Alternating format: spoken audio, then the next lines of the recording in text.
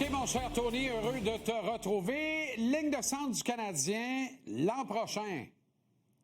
Suzuki, Granlund, Dvorak, Ouais. Evans. Vendu. Dans 3 ans, Vas-y. Suzuki, Age, Granlund, Evans. Dans 3 ans, t'as pas Beck? Beck.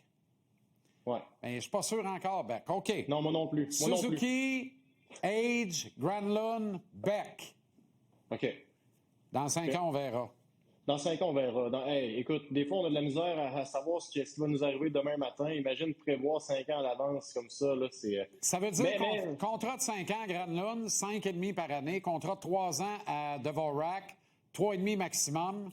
Faut pas que ça touche 9 les deux ensemble. Ça règle les centres 2-3 pour les 3 prochaines années avec le nouveau contrat de Jake. Notre ligne de centre est réglée pour 3 ans. Après, Devo s'en va au bout de 3 ans. Age est rentré d'abord à l'aile. Fitting au centre. Granlund déboule. Puis Vogue en avant la musique. Là. Ça marche. Puis voilà.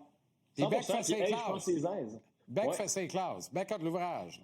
Pas rendu. Oui, en masse. En masse. Non, il n'est pas rendu. Puis, tu sais, je comprends, là, le fameux, il fait plein de belles petites choses là, qui paraissent pas, mais j'aimerais aussi qu'il fasse des choses qui paraissent un peu plus. Ben, c'est pas un choix de 6e ronde, là. Oui, on veut qu'il fasse des becs petites choses, pas juste des belles petites choses. Est-ce qu'on peut qualifier le Canadien de référence maintenant en matière de repêchage? Je sais que le terme va en faire sursauter des plusieurs. efforts pour rester sérieux en posant question, là. T'as remarqué? Absolument, absolument. Puis ça, les gens à la maison, vous saurez que tu sais les relances que Jean-Charles dit, c'est moi qui lui envoie quand il est question de notre converse très souvent. Alors ça, ce ne sont pas ses propos. Ne lui lancez pas de tomates, OK? Alors, référence. Non, mais tu sais, quand même, en chum, on peut se défendre un peu.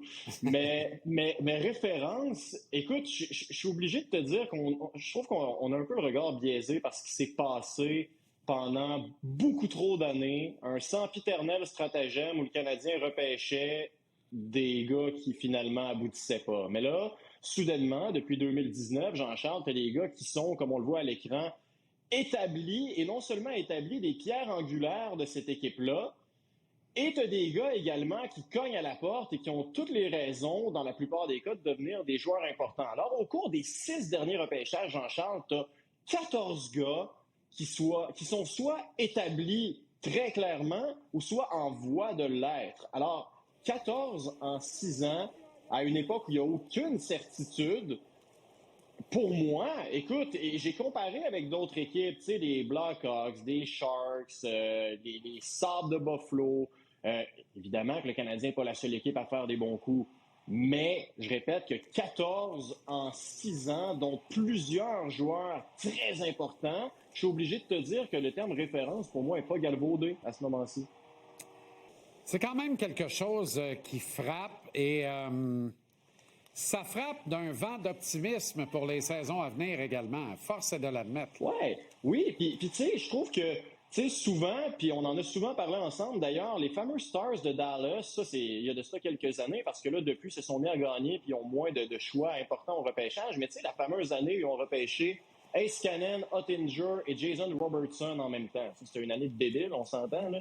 Mais ça a été entouré d'autres beaux repêchages. Mais tu sais, regarde ça comme ça, puis 2022, le Canadien repêche Lane Hutson, OK, qui devient ton défenseur numéro 1 et une vedette incontestée de la Ligue pour plusieurs années. 2023, tu as Jacob Fowler, qui est peut-être, là, ça c'est un peut-être, mais ton gardien d'avenir. Et 2024, tu as Ivan Demidov, qui a tout d'une vedette.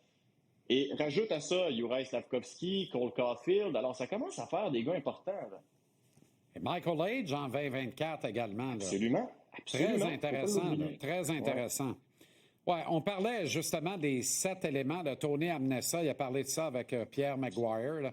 2 centres dominants, un gars de papier sablé vraiment capable de virer une game de bord quand tout va mal, un joueur de spécialité en attaque, un défenseur quart arrière bouge bien la rondelle, un défenseur qui peut prendre 25-26 minutes contre les meilleurs attaquants adverses, puis un gardien de but dominant. Fowler, Goulet, Hudson règle le camp en arrière. Il manque le deuxième centre pour accompagner Suzuki. Est-ce que ce sera Michael Age, peut-être?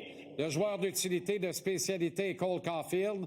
Puis le papier sablé, s'il continue de se développer, puis accélère même le développement, Juraj Slafkovský. Le Canadien pourrait être en business pour de nombreuses années. Là. Alors, je répète ma question. Est-ce qu'on peut commencer à parler du Canadien comme d'une référence au repêchage? On a quand même un échantillon de 6 ans et tu as coché 6 des 7 cases, quand même. Je pense que tu as ta réponse. On se parle-tu demain, nous autres, ou c'était la dernière de l'année? Non, on se parle demain. OK. Avec grand plaisir. Ça passe trop vite. Je voulais te parler pour la dernière. Bon, ben parfait. Alors, on se dira bye demain. Salut, mon ami. Oui, c'est ça. Bonne Salut. veillée.